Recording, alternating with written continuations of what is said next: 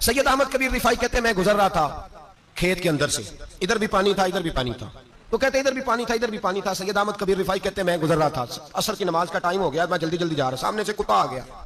اب کتا آیا تو مجھے جلدی تھی، کتا بھی بھیگا ہوا تھا. اب میرا دل کرے کہ کتا نیچے اترے تو میں گزروں، کتا کھڑا ہے کہ یہ سائڈ پہ ہو تو میں گزروں.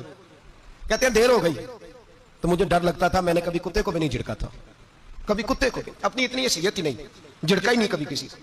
آپ فرماتے ہیں دیر ہو گئی تو میں نے کہا یا اللہ، حضرت سید احمد کبیر کہتے ہیں میں نے کہا یا اللہ اس کتے کو زبان ہی دے دے، میں اسے کچھ سمجھا ہی دوں، اسے زبان ہی دے دے، تو قادر مطلق ہے.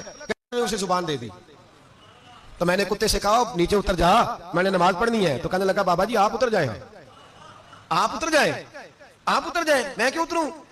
تو سید احمد کبیر رفاعی کہتے ہیں میں نے اس سے کہا کہ بات یہ ہے کہ میرے اوپر نماز فرض ہے، تیرے اوپر فرض نہیں، تو میں نے نماز پڑھنی ہے. اگر میں کھیت میں اتر گیا تو کیچڑ ہے، میرے کپڑوں کو مٹی لگ جائے گی، پتہ نہیں پانی پاک ہے کہ ناپاک ہے، تو اتر جا، تیرے اوپر نماز نہیں فرض ہے، تو مجھے جانے دے. تو سید احمد کبیر رفاعی کہتے ہیں اس نے ایسی بات کی کہ میرے اوپر وجر طاری ہو گیا. کتے نے بات کی تو میں کانپنے لگا. راتی جاگے شیخ صدامے، راتی جاگ دے کتے تیتھوں کتے، مالک دا در مول نہ چھڑ دے، پاویں مارو 100 جتے تیتھوں کتے، او ایک برکی دا قدر پچھانن، پاویں مالک ہو من ستے تیتھوں کتے، رکھا سکھا کھا دنے جار رکھاں وچ ستے تے تیتھوں کتے. اٹھ بلیا چل یار منا لے نہیں تے بازی لے گئے نہیں کتے، اٹھ بلیا چل یار منا لے نہیں تے بازی لے گئے کتے تے تیتھوں کتے. سید احمد کبیر رفاعی کہتے ہیں وہ مجھے کہنے لگا آپ اتر جائے. تو میں نے کہا بھائی میرے اوپر نماز فرض ہے، تیرے اوپر فرض نہیں، تو اتر جا، میرے کپڑے آلودہ ہو جائیں گے تو کیا کروں گا؟ تو کہتے ہیں اس نے بات کی تو میں گھبرا گیا اور چھلانگ لگا کے میں کھیت میں اتر گیا. مجھے کہنے لگا بابا جی کپڑے اگر آپ کے کیچڑ سے آلودہ ہو گئے تو پانی سے صاف ہو جائیں گے، اور اگر مجھے حقیر جان کے آپ کا دل آلودہ ہو گیا تو 7 سمندروں سے بھی صاف نہیں ہوگا. کپڑے پانی سے دھل جائیں گے، اور دل اگر تکبر سے آلودہ ہوا تو 7 سمندروں سے بھی صحیح ہو سکتا نا نا نا. حقیر نہیں جاننا. کسی نے حضرت سید احمد کبیر رفاعی سے پوچھا کہ بابا اتنا بڑا درجہ، اتنا بڑا مقام کیسے ملا؟ تو بابا جی کہنے لگے زندگی میں کبھی کسی کو حقیر نہیں سمجھا، کسی کو کبھی حقیر، کبھی کسی کو اپنے سے کمتر نہیں سمجھا. تو اللہ نے، لیکن نا اگر آپ نہیں سمجھیں گے تو اس کے لیے بھی آپ کو عنوان مل جائیں گے، اور اگر سمجھنا ہے اپنے آپ کو بڑا تو اس کے لیے بھی موقع مل جاتے ہیں. حضرت شفیق بلخی بہت بڑے صوفی بزرگ ہوئے پر نوجوان تھے، جوانی میں ہی اللہ نے بڑا مرتبہ دیا. حضرت عبداللہ بن مبارک بوڑھے تھے، دونوں ایک محفل میں اکٹھے ہوئے. اب بغداد سارا ماننے والا تھا اور دونوں کا ماننے والا تھا. آخر میں دعا بزرگ کرایا کرتے تھے محفل کے اختتام پر. حضرت شفیق بلخی جناب عبداللہ بن مبارک سے کہنے لگے آپ دعا کریں، آپ دعا کریں، آپ بزرگ ہیں. اب جس نے جو ماننا ہے اسے اس کے لیے عنوان بھی مل جائے گا. حضرت سیدنا عبداللہ بن مبارک کہنے لگے بیٹے تو دعا کر، تیری عمر تھوڑی ہے تیرے گناہ بھی تھوڑے ہیں، تیری عمر تھوڑی ہے تیرے گناہ بھی تھوڑے ہیں. تو سیدنا شفیق بلخی کہنے لگے نہیں حضور آپ دعا کریں، آپ کی عمر زیادہ ہے تو نیکیاں بھی تو زیادہ ہی ہے نا، نمازیں بھی تو آپ کی زیادہ ہے نا، روزے بھی تو زیادہ، رمضان بھی تو آپ کی عمر میں زیادہ ہے نا، آج بھی تو آپ نے زیادہ. اگر آپ نے کسی کو اپنے سے بڑا سمجھنا ہے تو عنوان آپ کو مل جائے، چھوٹا سمجھنا ہے تو اس کے لیے بھی عنوان آپ کو. بات تو یہ ہے کہ آپ کیا کرنا، اگر آپ کسی کو حقیر سمجھنا چاہتے ہیں تو بات ختم ہو گئی. سید احمد کبیر رفاعی فرماتے ہیں زندگی بھر کبھی کسی کو حقیر نہیں سمجھا. اللہ کی ساری مخلوق کی کیا بات ہے. اللہ قرآن میں کہتا ہے ان اللہ لا یستحی ان یضرب مثلا ما بعوضۃ فما فوقها. اللہ شرم نہیں کرتا کہ ایک مچھر کی مثال بیان کرے یا اس سے بھی کم تر. اللہ مچھر کی بات کرتا ہے اتنا بڑا ہو کے، وہ کہتا ہے میں کروں گا، میری مخلوق جو ہے میری مخلوق. حضرت احمد کبیر رفاعی فرمانے لگے میں نے کبھی کسی کو حقیر، بولیے کبھی کسی کو حقیر. ہم لوگوں کے پاس عنوان بڑے ہیں حقیر سمجھنے کے لیے، ہم سمجھ لیتے ہیں. امیر آدمی کہتا ہے غریب محنت کیوں نہیں کرتا، محنت کرے امیر ہو جائے گا. عنوان ہوا کہ نہ تنقید کرنے کا. 4 بچے ہیں کریں کمائی امیر ہو جائیں گے. اب وہ حقیر سمجھ رہا ہے غریب کو، غریب بھی امیر کو حقیر سمجھتا ہے. وہ بھی کہتا ہے جو اس نے کمایا سارا ہی حرام ہے، جائز ایک پیسہ نہیں، اس نے بھی حقیر سمجھ لیا. یعنی وہ یہ کہہ رہا ہے کہ میں حلال کھاتا ہوں، یہ امیر حرام کھاتے ہیں، تو بات ختم ہو گئی. اس نے بھی حقیر سمجھ لیا، اس نے بھی حقیر سمجھ لیا. اب عنوان ہی تھا نا، اگر عنوان بدل لیتے تو بات بن جاتی. امیر اگر یہ کہتا کہ میں اس غریب کی مدد کروں گا اس لیے کہ پیسے محنت سے نہیں ملتے خدا کے فضل سے ملتے ہیں، تو وہ یہ نہ کہتا کہ یہ محنت کرتا تو آگے چلا جاتا. اور غریب اگر سمجھتا اس بات کو تو یہ نہ کہتا امیر سارے حرام ہی کھاتے ہیں، وہ کہتا بھئی رب نے جو میرے لیے پسند کیا مجھے دیا، جو اس کے لیے پسند کیا اسے دیا، بات ختم ہو گئی، جھگڑا ختم. عنوان تو مل جائے گا آپ کو، مثبت بھی اور منفی بھی. تو اچھی بات نہیں کہ مثبت اختیار کریں، نہ مولوی کو، نہ صوفی کو، نہ درویش کو، نہ کھیت میں کام کرنے والے کو، نہ پٹھے پہ مزدوری کرنے والے کو، نہ گاڑی کا شیشہ صاف کرنے والے کو، نہ تیل ڈالنے والے کو. نہ کسی کو حقیر نہ جان، نہ کسی کے حال پہ طنز کر، نہ کسی کے غم کا مذاق اڑا. وہ جس سے چاہے جیسا نواز دے. یہ مزاج لطف رسول ہے. نہ کوئی آیا لے کے چلا گیا, کوئی عمر بھر بھی نہ پا سکا. میرے مولا تجھ سے گلا نہیں, یہ تو اپنا اپنا نصیب ہے بھائی, حقیر نہیں جاننا.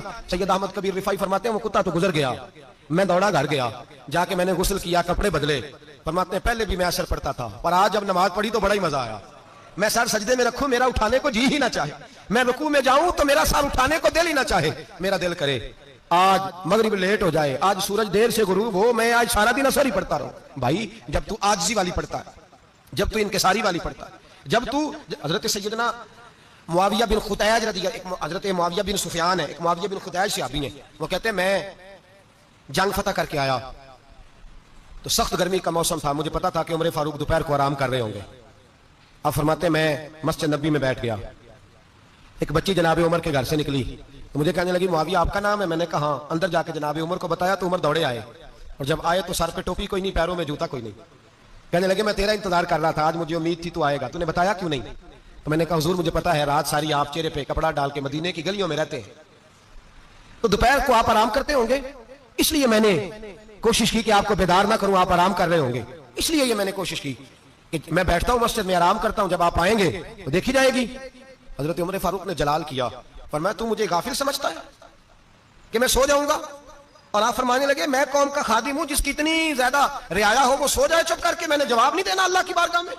فرمایا میرے امیروں کی طرح سونے جاگنے کے وقت مقرر نہیں, میں قوم کا خادم ہوں, جس وقت بھی آیا کرو مجھے جگا لیا کرو, مجھے قبر میں جا کے خدا کو بھی جواب دینا ہے, محمد مصطفیٰ کو بھی جواب دینا ہے. میرے بھائی یاد رکھیں جب یہ چیزیں پیدا, اور پھر ہم نے ان تکلفات میں نے کئی دفعہ یہ بات بیان کی ہے, اب تو لوگ رشتے کرتے ہیں تو ڈی سی کالونی میں کرائے کا مکان خریدتے ہیں, 2-4 غیروں کی گاڑیاں منگا کے دروازے کے آگے کھڑا کرتے ہیں, رشتہ ہو جاتا ہے بڑا گھر دیکھ کے, اور جب شادی کے چوتھے دن پتہ چلتا ہے کہ یہ کرائے کا مکان تھا, تو رشتے مکانوں پہ قائم نہیں ہوتے, اعتبار پہ قائم ہوتے ہیں. وہ اعتبار ٹوٹتا ہے تو زندگی بھر قائم نہیں ہوتا دوبارہ. جو آپ ہیں آپ وہی رہیں, جو آپ نہیں ہیں وہ کبھی بننے کی کوشش نہ کریں. اور میرے عزیز یہ بھی یاد رکھیں عاجزی آپ کو سوار دے گی, اور ویسے بھی ہم اللہ کے حضور جانے والے ہیں, اگر پردوں میں چھپ کے چلے جائیں گے تو بچ جائیں گے, اور اگر ہم اپنا آپ دکھاتے ہی رہیں ساری زندگی اسی چکر میں رہیں کہ مجھے بھی پوچھو, مجھ سے بھی مشاورت کرو, میری بھی بات سنو, تو یہ انا کی دوڑ تو ختم ہی نہیں ہوتی.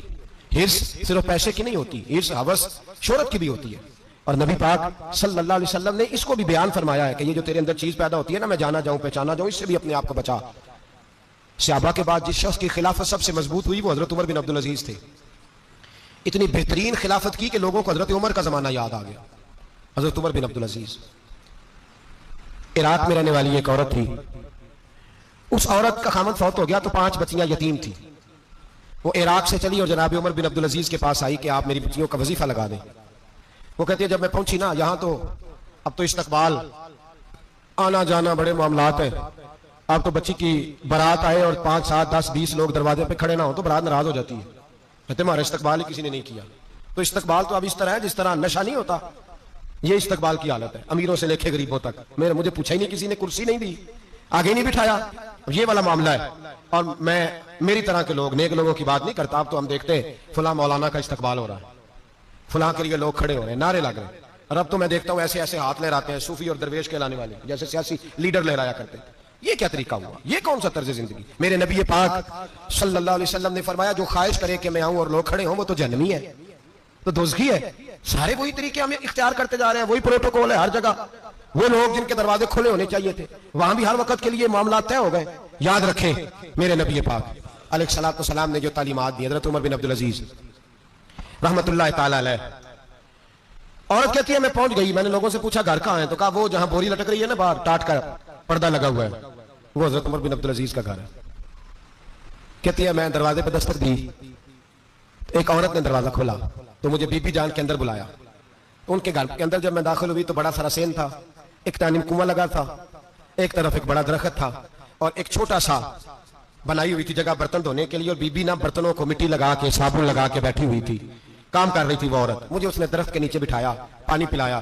کیسے آئی ہو؟ میں نے کہا امیر المومنین سے ملنا ہے. کہنے لگی بیٹھو تھوڑی دیر میں آ جاتے. کہتی تھوڑی, میں نے سمجھا گھر کی کوئی ملازمہ ہے, میں بیٹھ گئی. تھوڑی دیر گزری پھر دستک ہوئی, اس بی بی نے اٹھ کے دروازہ کھولا تو جب وہ شخص اندر آئے تو کہنے لگی بڑی دیر سے برتنوں کو صابن لگا کے بیٹھی ہوں, کہاں رہ گئے تھے؟ کہتی ہیں وہ صاحب کہنے لگے بس ذرا مصروف ہو گیا تھا, دوڑے گئے کنویں سے پانی نکالا, بی بی کو دیا, اس نے برتن دھوئے. کہتی ہے پھر تھوڑا سا سرکہ اور ایک رات کی روٹی وہ لائی, اس شخص نے کھائی.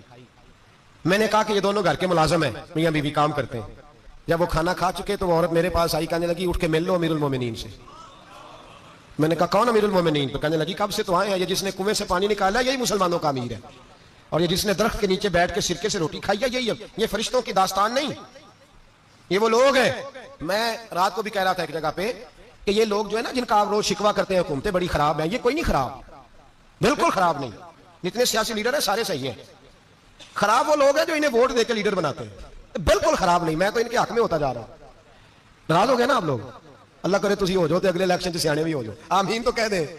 میں نے کوئی مشورہ نہیں دینا اس لیے کہ میری نظر میں کوئی ایسا شخص نہیں جس کے لیے میں آپ سے کہہ سکوں کہ ووٹ دیں، اور ہم تو ایسی بات کریں تو کئی لوگ ناراض ہو کے چلے جاتے ہیں، لیکن کوئی پرواہ نہیں، اس لیے کہ یہ دین میرے نبی پاک کا دین صرف مسجد کا دین نہیں۔ انشاءاللہ آئندہ جمعہ نظریہ پاکستان بیان کروں گا اور بتاؤں گا کہ پاکستان کا مطلب کیا، لا الہ الا اللہ محمد رسول اللہ صلی اللہ علیہ وسلم۔ حضور کا جو قرآن نافذ ہوگا مسجد میں، وہ قرآن کچہری میں بھی نافذ ہوگا انشاءاللہ، اور وہ قرآن نافذ ہونے آیا ہے، اسمبلیوں میں وہی قرآن نافذ ہوگا انشاءاللہ، اور یہی چراغ جلے گا تو روشنی ہوگی۔ بیان کریں گے اور ڈٹ کے بیان کریں گے، آپ کو بتائیں گے۔ بات جو بات سمجھا رہا ہوں فی الوقت وہ سمجھے، مجرم وہ نہیں جو بڑا بن کے لوٹتا ہے، مجرم وہ ہے جو اس کو سپورٹ کرتا ہے، جس نے اسے بڑا بنایا ہے۔ یہ یاد رکھ لیں، ہماری کوئی بچت نہیں ہوگی، ہم سے پوچھا جائے گا، ہم سارے کچہری میں کھڑے ہوں گے، اللہ سوال کرے گا کہ تم بتاؤ تم ان کے مددگار کیوں بنے تھے، تم سپورٹ کیوں کرتے تھے، کہ پوچھا جائے گا اور ہم نے جواب دینا ہے۔ بہرحال عام دام برسر مطلب جناب عمر بن عبدالعزیز رحمۃ اللہ علیہ کے وہ بی بی گئی تو کہنے لگی کہ یہ امیر المومنین نے کہا ہاں، ووٹ کی حاضر ہوئی، کہا حضور میں عراق سے آئی ہوں، میرا خامد فوت ہو گیا، میری 5 بیٹیاں ہیں، وظیفہ لگا دیں۔ وہ بی بی کہتی ہے میرا دل تھا کہ یہ 3 بچیوں کا 100 دینار سال کا لگا دیں گے تو بڑی بات ہے۔ کہتی ہیں جب میں ان کے پاس گئی تو حضرت عمر بن عبدالعزیز کو بتایا تو وہ رونے لگ گئے اور مجھ سے معافیاں مانگنے لگے۔ میں نے کہا حضور آپ کیوں معافی مانگتے ہیں؟ تو کہنے لگے اس لیے معافی مانگ رہا ہوں کہ تو میری رعایا میں تھی اور تیری 5 بچیاں یتیم تھی، تجھے خود چل کے آنا پڑا ہے، میرا کام تھا تیری خبر لیتا، معاف کر دے اللہ کی رضا کے لیے۔ انہوں نے وظیفہ لکھنا شروع کیا تو میری ایک بچی کا 1000 دینار سال کا لکھا، میں نے کہا اللہ تیرا شکر ہے۔ پھر دوسری بچی کا 1000 لکھا تو میں نے کہا اللہ تیرا شکر ہے، تیسری کا 1000، چوتھی میں نے کہا شکر ہے، جب چوتھی کا لکھا تو میں نے کہا اللہ آپ کا اقبال بلند کرے، اللہ آپ کو ہمیشہ اسی طرح پھلتا پھولتا رکھے۔ کہتے ہیں جناب عمر بن عبدالعزیز نے قلم رکھ دیا، فرمانے لگے میں 5ویں کا وظیفہ نہیں لکھوں گا، 4 بہنوں سے کہنا بانٹ کے اسے بھی دے دیں۔ کہا حضور کیوں؟ آپ فرمانے لگے جب تک تو اللہ کا شکر ادا کر رہی تھی میں بھی رب سے جڑا ہوا تھا اور اللہ سے ڈر کے لکھ رہا تھا، اب تو نے میری تعریف کی ہے، اب میری ذات آ گئی ہے، اب میں اگر یہ وظیفہ لکھوں گا تو اس سے اللہ راضی نہیں ہوگا، اس سے میرے نفس میں ریا پیدا ہوگی، اب میں 5ویں کا نہیں لکھوں گا، جا اور جا کے عراق کے گورنر کو دے۔ بی بی کہتی ہے میں گھوڑے پہ بیٹھی اور میں چند دنوں کے بعد عراق پہنچی، جب سویرے آ کے میں نے والی عراق کو رکا دیا تو وہ چیخ مار کے رویا۔ میں نے کہا کیا ہوا؟ تو کہنے لگا بی بی آج رات کو حضرت عمر بن عبدالعزیز کا انتقال ہو گیا، فوت ہو گئے، تو انتقال کر گئے۔ کہتی میں بھی تڑپ کے روئی، میں نے کہا میری یتیم بچیوں کا کیا بنے گا؟ تو وہ گورنر کہنے لگا تیرے وظیفے جاری رہیں گے، تجھے ملتے رہیں گے۔ تو کہنے لگی کیسے؟ کہنے لگا میں اگر تو گورنر رہا تو تیرا وظیفہ جاری رہے گا، اور اگر گورنری سے اتر بھی گیا تو میں ذاتی طور پہ مالدار ہوں، پھر بھی تیری بچیوں کے ماہانہ پیسے پہنچتے رہیں گے۔